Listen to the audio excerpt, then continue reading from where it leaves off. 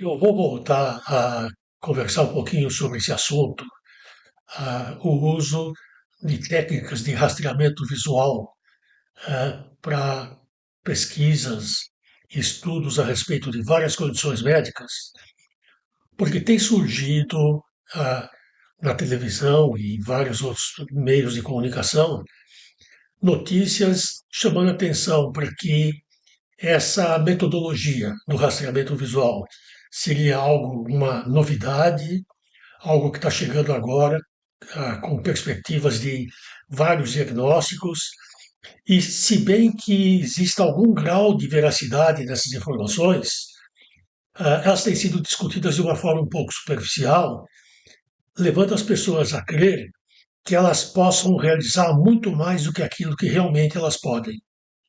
Então eu quero contar um pouquinho da experiência que o meu grupo de pesquisas tem com relação a essa metodologia.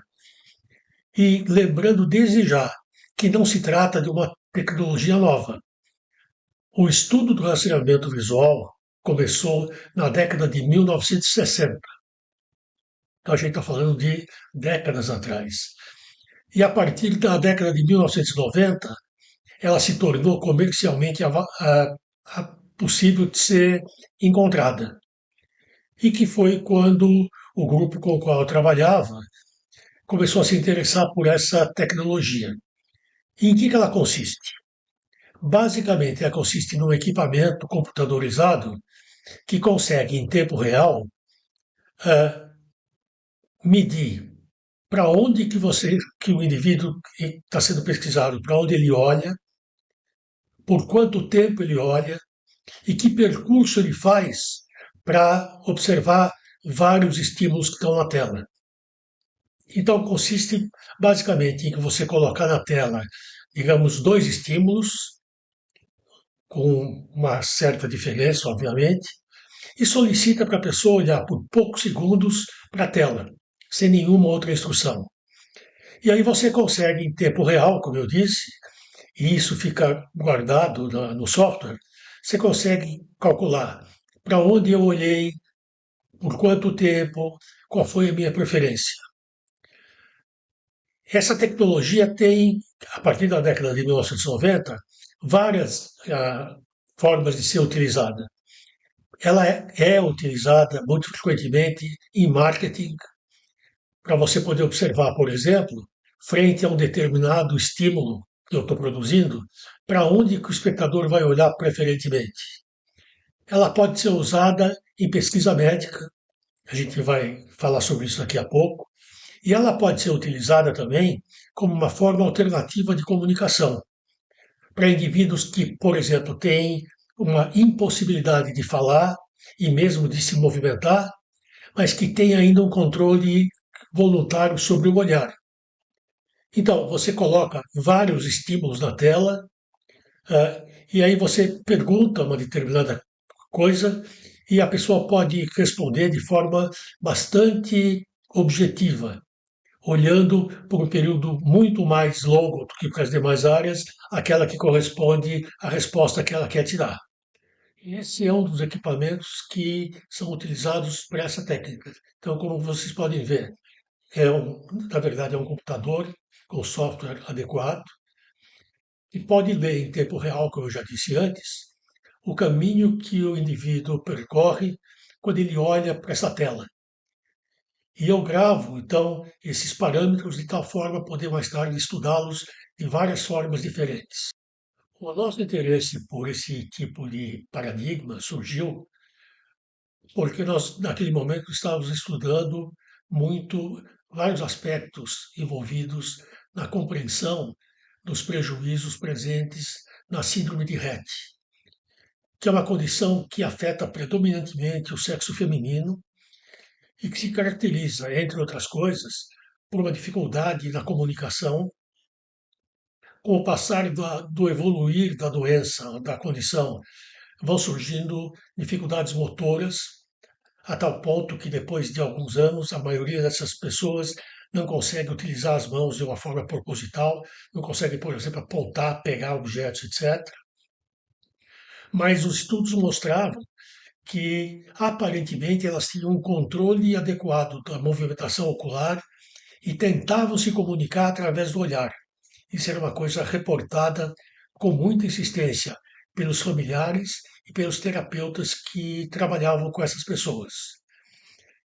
Ora, frente a essa pessoa com esse tipo de dificuldade, que não pode se comunicar, que não pode apontar e que não pode manipular, nos ocorreu que a gente poderia usar o rastreamento visual, primeiro, para provar se era verdade ou não que elas tinham um controle voluntário sobre o olhar, e se tivessem, passar a utilizar então essa forma de investigação para ver vários tipos de coisas que a gente poderia imaginar.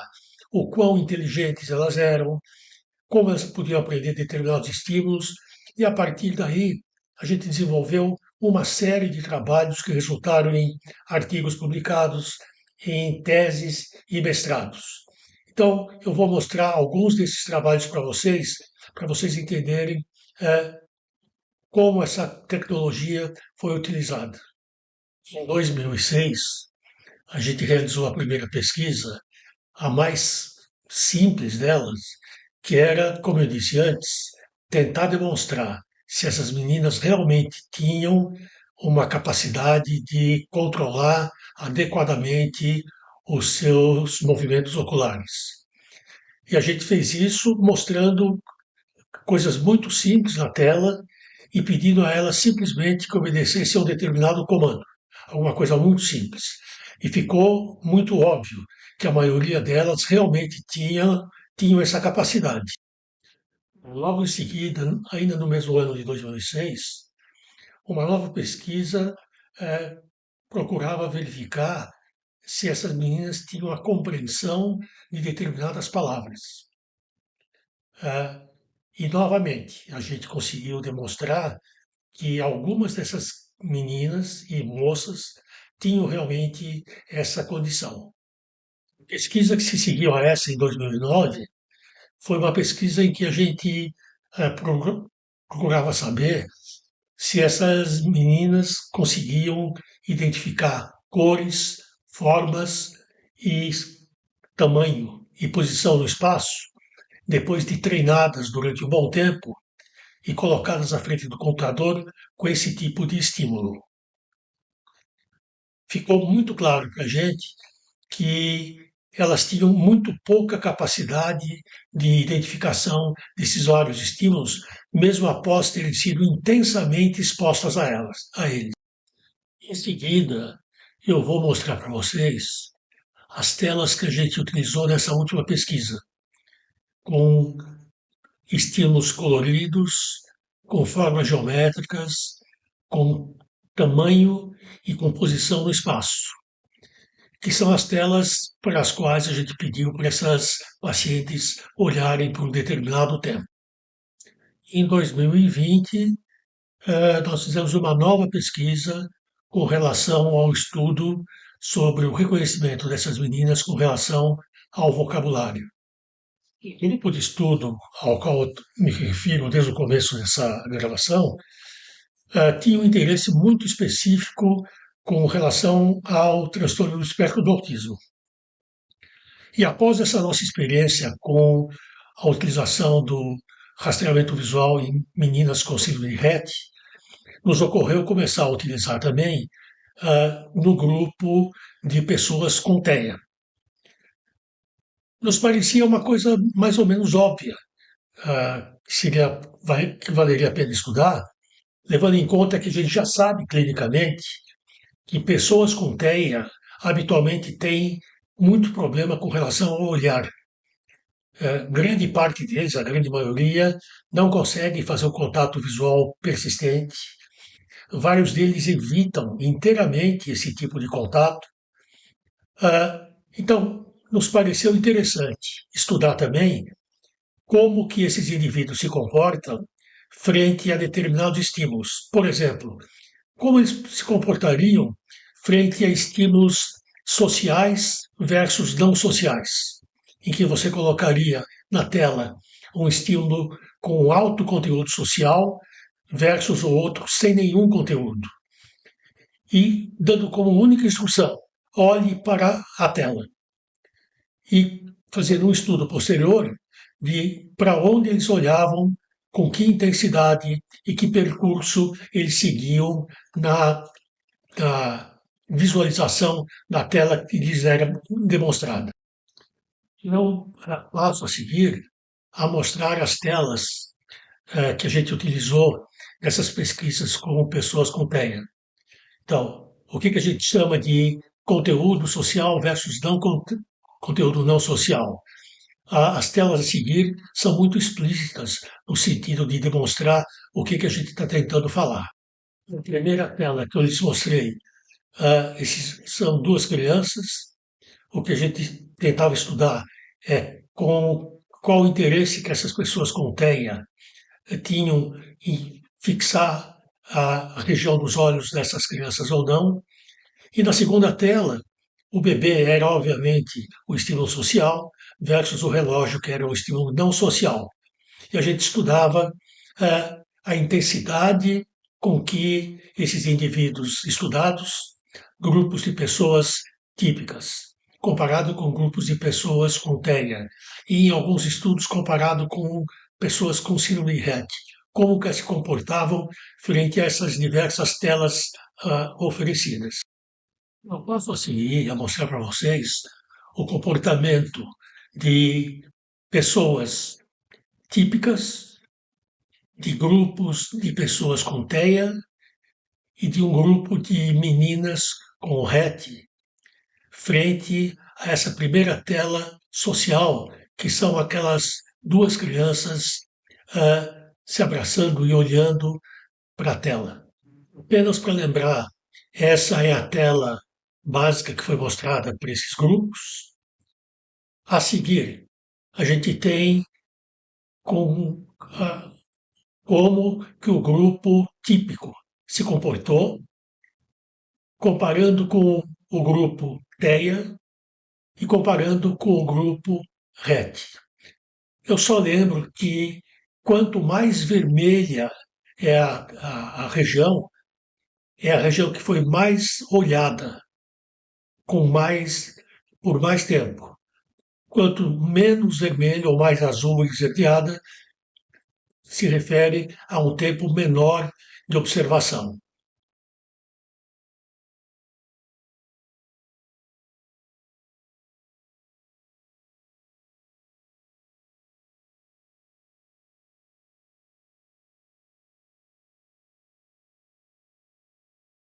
Nessa última tela, é possível comparar o comportamento desses três grupos, lado a lado, de modo que isso facilita bastante a comparação da performance entre esses grupos diversos. Eu quero terminar essa nossa conversa dizendo algumas coisas que me parecem importantes de deixar muito claro, né? Primeiro, a tecnologia do rastreamento visual é uma ferramenta importante para estudar certos aspectos envolvidos em boa parte das pessoas que têm TEA.